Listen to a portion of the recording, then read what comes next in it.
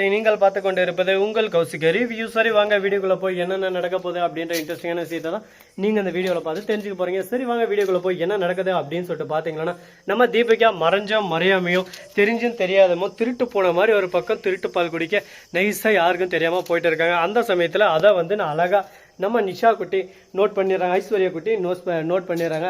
Note பண்ணதோட மட்டும் இல்லாமல் இந்த விஷயத்த ஃபோன் பண்ணிட்டு மல்லியம்மாவுக்கு சொல்லிடுறாங்க. மல்லியம்மா யாரோ திடீர்னு அம்மா எழுந்து எங்கேயோ பதட்டத்தோடையே கிளம்புனாங்க, எனக்கு என்னமோ டவுட்டாக இருக்குமா அப்படின்னு சொல்லிட்டு நீங்கள் எதனா ஒன்று அவங்க பதட்டப்படுற மாதிரியோ எதனா ஒரு விஷயத்தை பண்ணுற மாதிரியோ இருந்தால் எனக்கு சொல்ல சொன்னீங்களா, அதில் தான் ஞாபகம் வச்சு அதான் சொன்னேன்.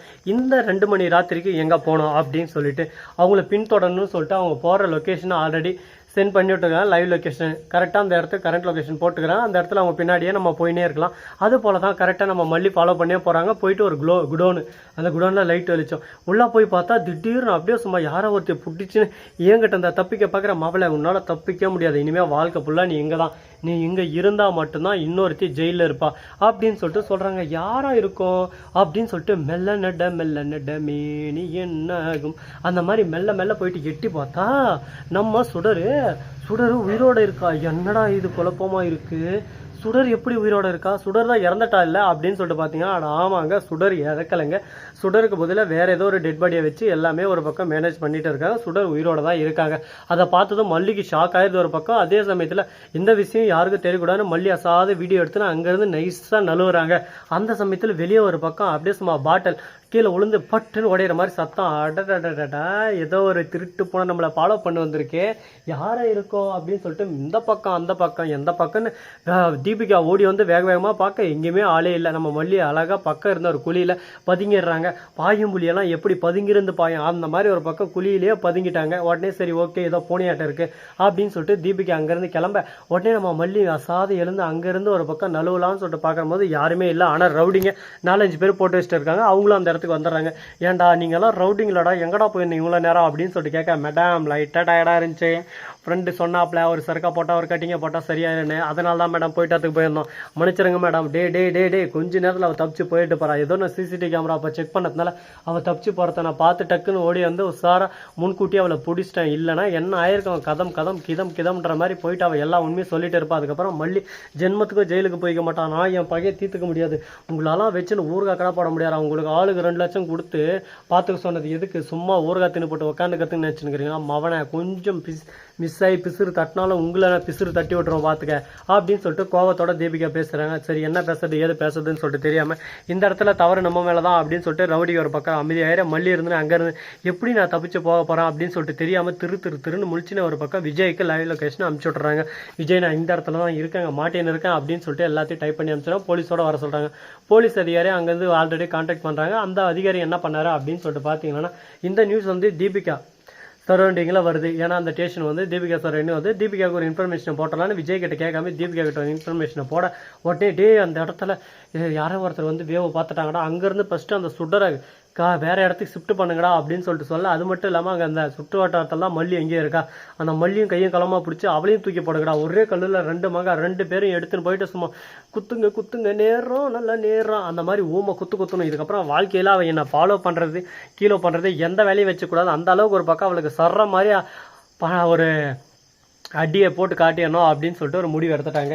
என்னடா இது, இந்த மாதிரியெல்லாம் பண்ண முடியும், இப்படியெல்லாம் செய்வாங்க அப்படின்னு சொல்லிட்டு யோசிக்காத அளவுக்கு யோசிச்சு சிந்திச்சு செஞ்சுட்டு இருக்காங்க. இவங்க பண்ணுறதெல்லாம் பார்த்தா நமக்கே ஒரு பக்கம் பயமாக இருக்குது, பதட்டமாகவும் இருக்குது. ஐயோ என்னடா இது, இப்படியெல்லாம் பண்ணலாமா, இப்படியெல்லாம் வாய்ப்பு இருக்கா, இப்படியெல்லாம் சான்ஸ் இருக்கா அப்படின்ற மாதிரி தான் ஒரு பக்கம் நடந்துட்டு இருக்கு. பார்த்துக்கலாம், வாழ்க்கையில் எவ்வளவோ கஷ்டங்க நஷ்டங்க துக்கங்கள் துயரங்கள் எல்லாமே பார்த்தாச்சு. இது ஒரு விஷயமாடா பார்த்துக்கலாம் விட்றாடே அப்படின்ற மாதிரி தான் ஒரு பக்கம் மல்லியை தேடுறாங்க. மல்லி எங்கேயும் கிடைக்கலன்னு சொல்லிட்டு அந்த இடத்துல வந்து காலி பண்ணிடுறாங்க.